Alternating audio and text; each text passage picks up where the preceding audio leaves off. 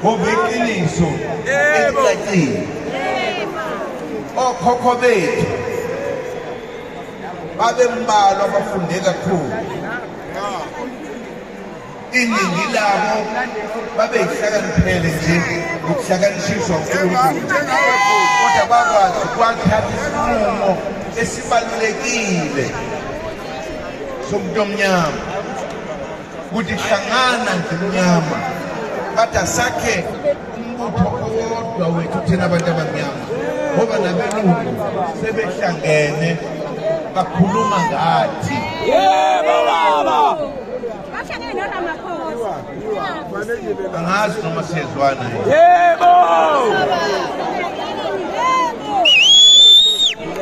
Ngoba sisesikhathini manje esinomehluko. Yebo. Singabantu abamnyama kodwa sesifundile. Abanye bafunde baze bagogoda, abanye bayalazi iqiniso.